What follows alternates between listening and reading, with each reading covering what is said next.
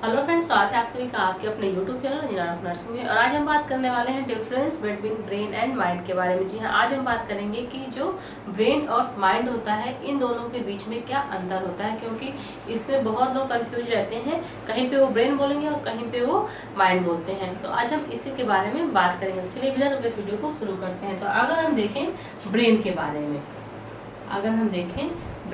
में, और इधर हम देखें माइंड के बारे में, तभी हम इन दोनों की तुलना कर पाएंगे कि क्या ब्रेन होता है और क्या माइंड होता है।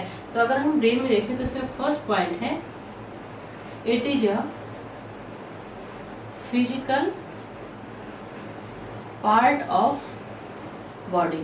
मतलब कि जो ब्रेन होता है ये क्या है कि शरीर का फिजिकल पार्ट है। मतलब कि ये जो हमारा शरीर है उसी का एक भाग है, एक पार्ट है। वहीं पे हम माइंड की बात करें तो it is a mental things of body.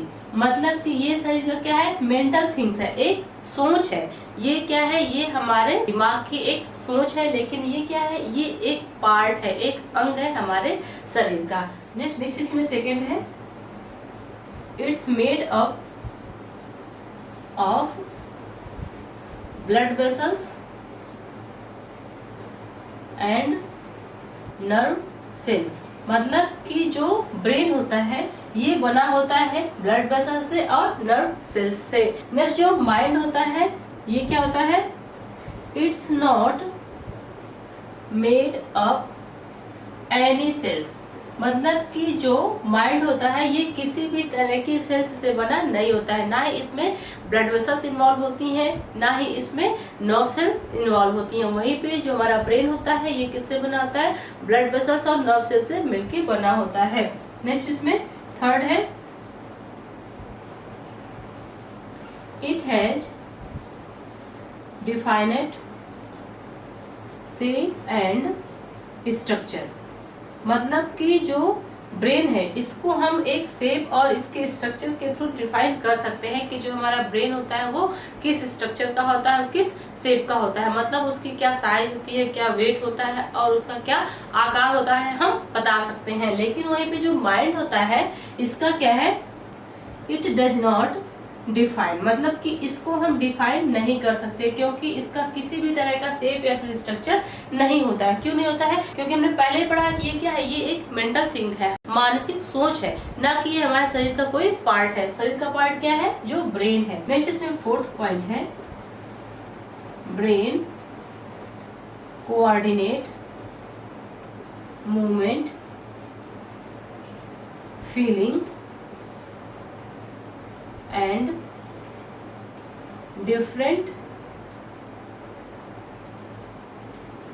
Type function of the body.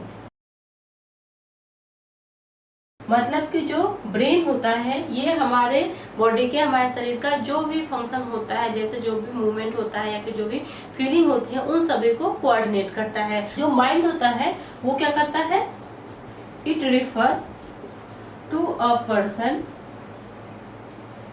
conscious understanding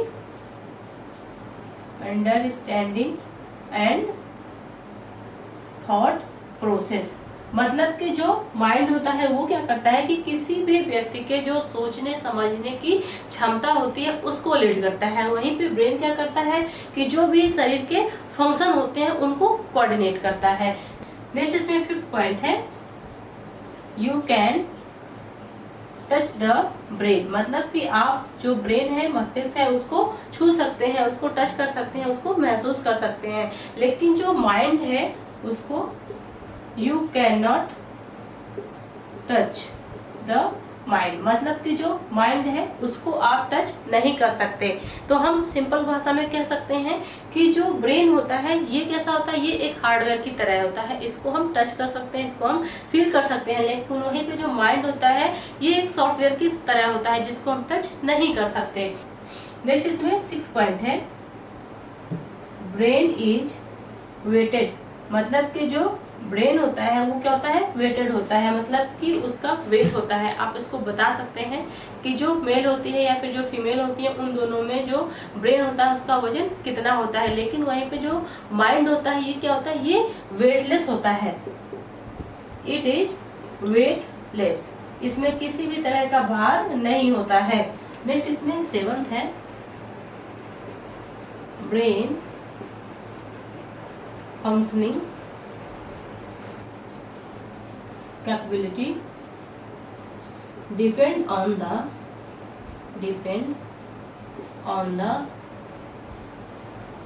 youth age और old age.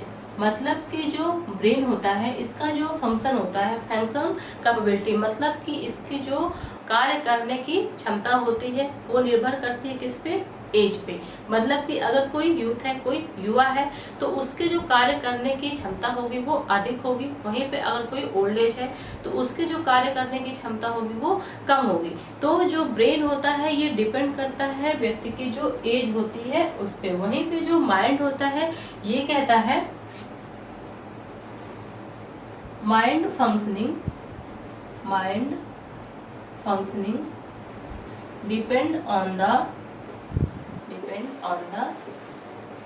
Rules of Karma.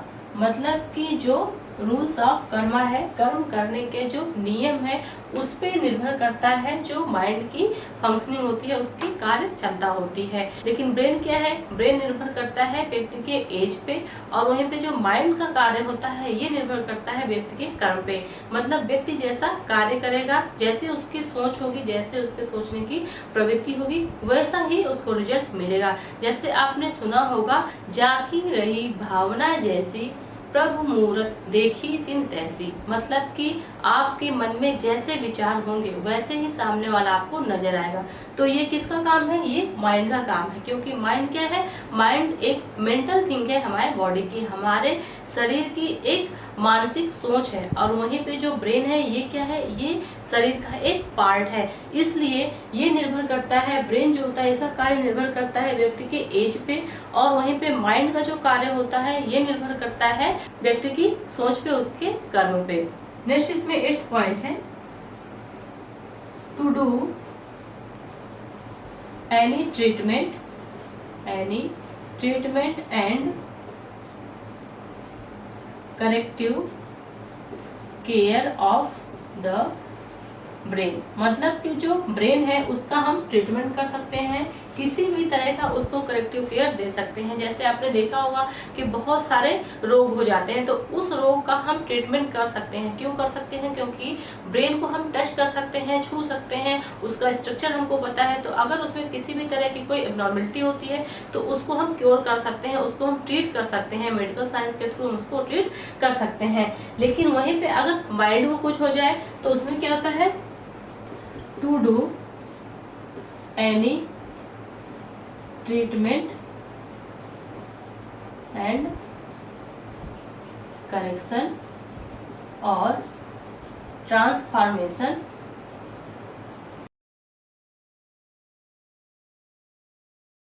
Of the mind, it's done by yoga and meditation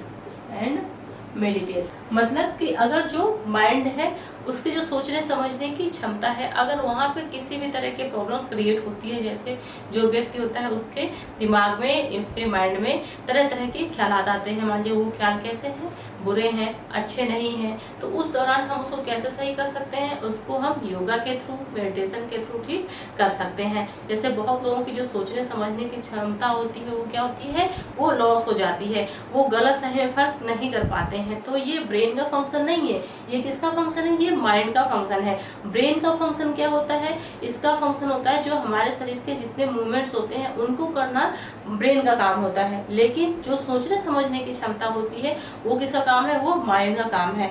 तो इसलिए अगर हमारे सोचने समझने की जो क्षमता है उस पर किसी भी तरह का प्रभाव पड़ता है, गलत प्रभाव पड़ता है या फिर उसका लॉस होता है, तो फिर हम उसको कैसे ट्रीट करते हैं, उसको हम योगा या फिर मेडिटेशन के थ्रू ठीक कर सकते हैं। तो ये अंतर होता है ब्रेन एंड माइंड में। तो ब्रेन और माइंड इन दोनों में क्या अंतर होता है आज आपको पता चले गया होगा। अगर आपको इसके बारे में और कुछ पता है तो आप मुझे कमेंट में जरूर लिखिएगा। तो मिलते हैं अगली वीडियो में किसी नए टॉपिक के साथ, तब तक के लिए थैंक यू सो मच।